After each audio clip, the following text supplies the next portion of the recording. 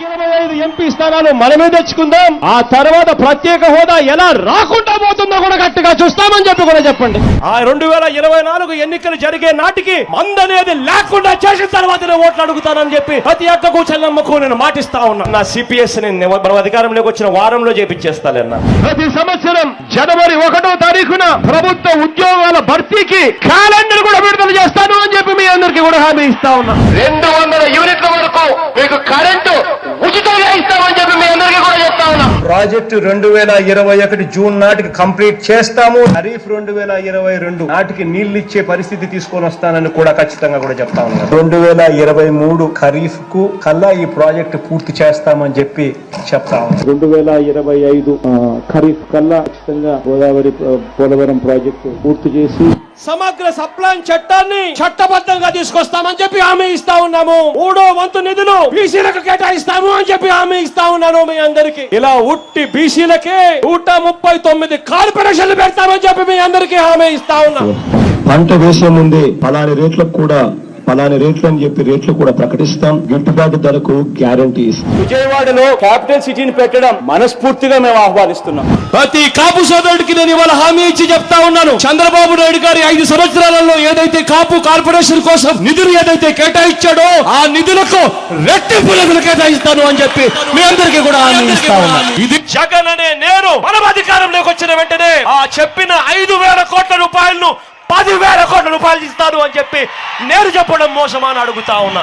సౌమ్యుడిగా పేరు పొందిన ఎక్స్ ఎంపీని అతి కిరాతకంగా ఇంట్లోకి చొరబడి గొడ్డలి తీసుకొని నరికి అత్యంత దారుణంగా చంపడం అన్నది ఇంతకన్నా దారుణమైన విషయం ఎక్కడా ఉండదు. కరెంటు ఛార్జీలు బాదుడే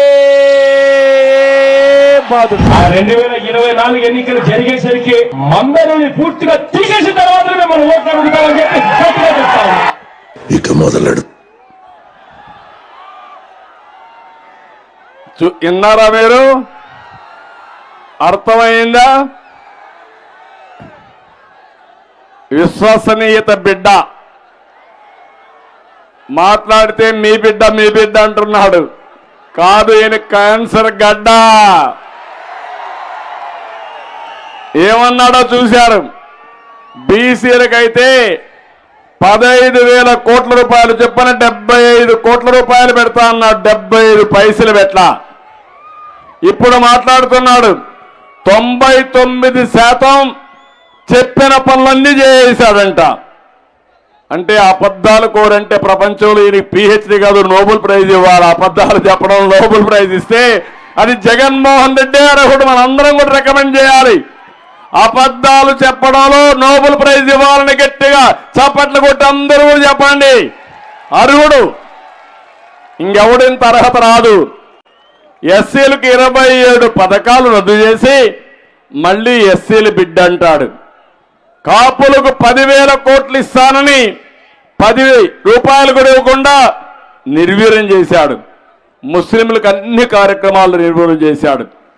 అలాంటి వ్యక్తి ఇప్పుడు మనతో మాట్లాడుతున్న మళ్ళా ఇప్పుడు నిన్న వచ్చి సిద్ధం అంట. సిద్ధం దేనికి? మేము సైతం సిద్ధం. అవునా కాదా? వైఎస్ఆర్ కాంగ్రెస్ పార్టీని చిత్తుగా ఓడించడానికి సైతం సిద్ధం.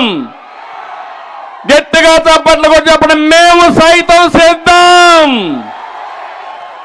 మీ పార్టీని భూస్థాపితం చేయడానికి సిద్ధం. అందుకే ఈరోజు చూస్తున్నారు. మొన్నటి వరకు అన్నాడు నాకు అర్థమే లేదన్నాడు.